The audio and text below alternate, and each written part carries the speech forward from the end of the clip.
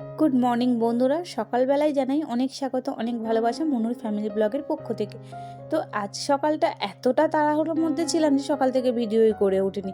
তো একদম বেলাতে চান টান করে তোমাদের সামনে চলে এসেছি টিফিন নিয়ে, কারণ আজকে মা নেই বাড়িতে, তো যার কারণে নিজের উপর সমস্ত সংসারের দায়িত্বটা আছে।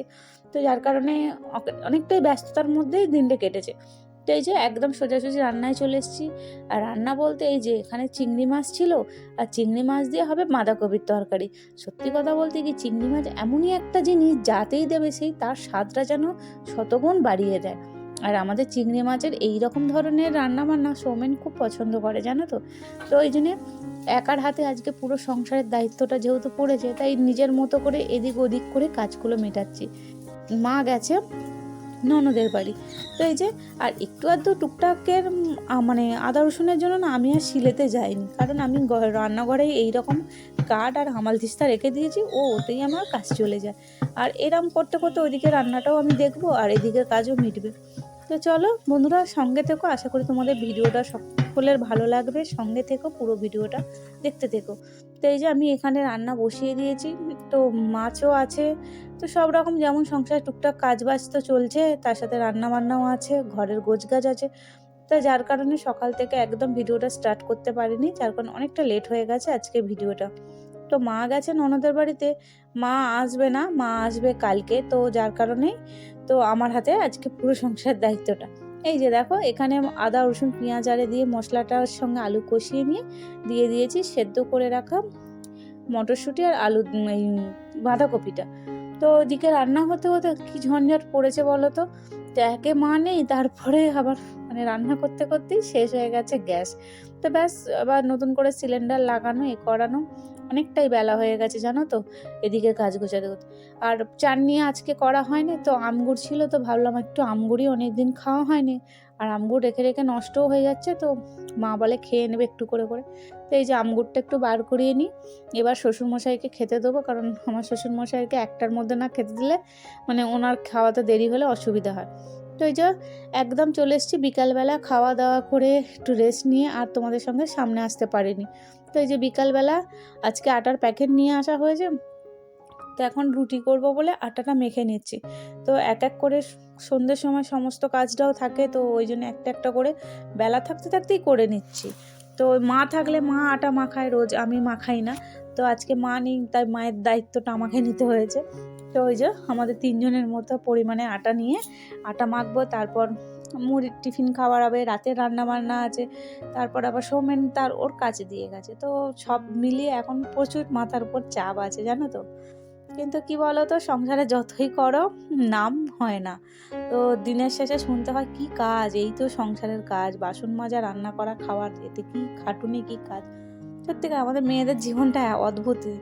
মানে সারাদিন মুখ বুজে কাজ করে যাওয়ার পর অবশেষে যখন এই কথাগুলো শুনতে হয় না, তখন মানে কি নিজেকে কি প্রশ্নের উত্তরের মানে নিজেকে কি ভাবে সান্ত্বনা দেবো নিজেই বুঝতে পারি না।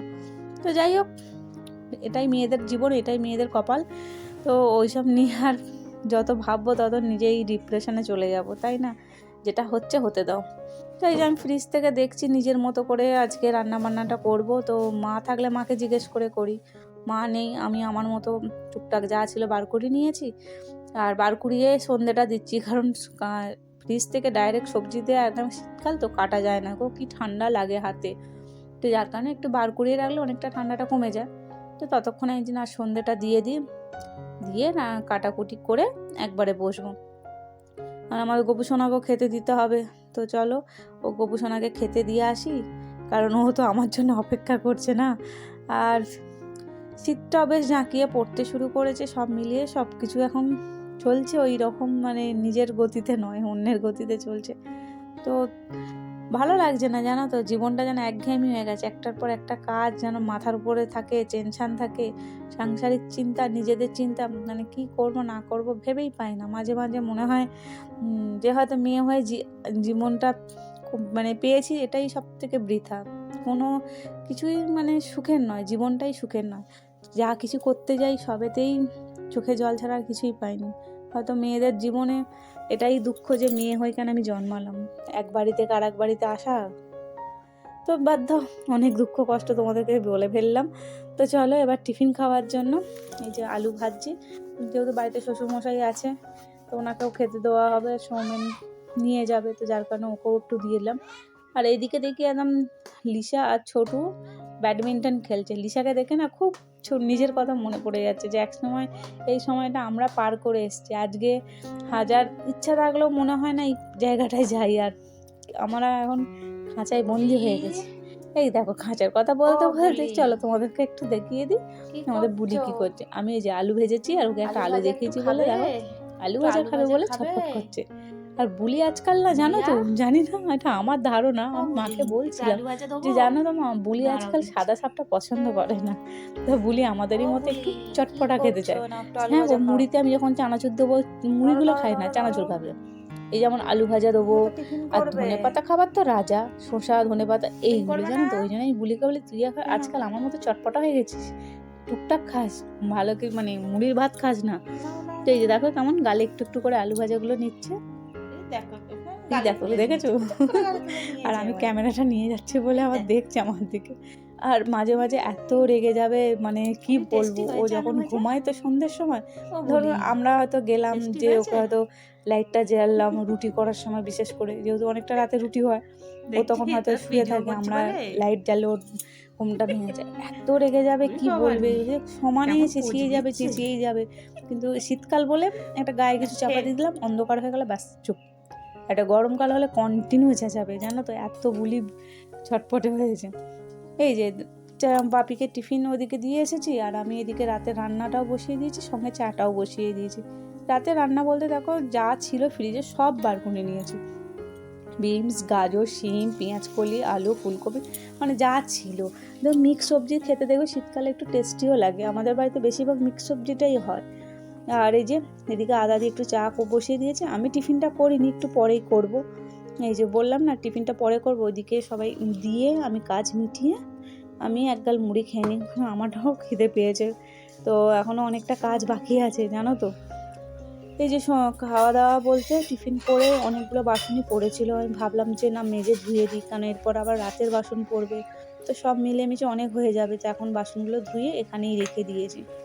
তো চলো এদিকে যে তরকারিটা হয়ে গেছে রাখিয়ে দিচ্ছি। আর তোমাকে বলছিলাম না বুলিকে একটা চাপা দিয়ে দিই, তো শীতকাল তো ওর জন্য, যার কারণে খাঁচাটাকে পুরো এইভাবে ঘিরে দিলে ওরও গাটা গরম হয়, বলো না, শীতকাল তো না। আর এই যে বিকাল থেকে জামা কাপড়গুলো একভাবেই পরেছিল, একটুও সময় হয় না যে আজকে এটা পরিপাটি করে টুকটাক করে গুছাই, কারণ মা নেই। মা যতটুকু করে দেয় অনেকটাই হেল্প হয়, মা নেই, মায়ের কাজগুলো আমাকে করতে হচ্ছে, তো যার কারণে একটু চাপ ছিল বলে আর হয়নি। আর একটু পায়ে মোজা পরলাম জানো তো, বড্ড শীত করে আমার পা, যদি খালি থাকে যেমন যে কিছুই পরিনি, কি শীত। আর বললাম না সৌমেনের একটু কাজ দিয়ে গেছে আমাকে, সেই কাজগুলোও করছি। তো সব মিলিয়ে মিশে প্রচুর চাপের মধ্যে এখন চলছি। চলো এখন প্রায় 9:30 বেজে গেছে, এবার রুটি করব, সৌমেনেরও আসার টাইম হয়ে গেছে, খাওয়ারও টাইম হয়ে এসছে। তো এই যে রুটিগুলো এখন গরম গরম করে নিই, দিয়ে তারপরে মানে রুটি হতে হতে সৌমেন চলে আসবে, তারপরে সবাই মিলে একসাথে খাওয়া দাওয়া করব। তো তোমরা বলো আজকে সারা দিনের আমার এই ব্লগটা কেমন লাগলো, আমাকে কমেন্টের মাধ্যমে অবশ্যই জানাবে। আর যারা এখনও আমার চ্যানেলটিকে সাবস্ক্রাইব করবে প্লিজ আমার চ্যানেলটিকে সাবস্ক্রাইব করে আমার পাশে থেকো। তো আশা করি তোমাদের সকলে ভিডিওটা ভালো লেগেছে। তো দেখা হচ্ছে নতুন একটা ব্লগে, সকলে খুব ভালো থেকো, সুস্থ থেকো, হাসি খুশিতে থেকো, মনোর ফ্যামিলি ব্লগ দেখতে থেকো, মনোর ফ্যামিলি ব্লগের পাশে থেকো, কারণ তোমাদের পাশে থাকাটা আমার কাছে অনেকটা প্রয়োজন।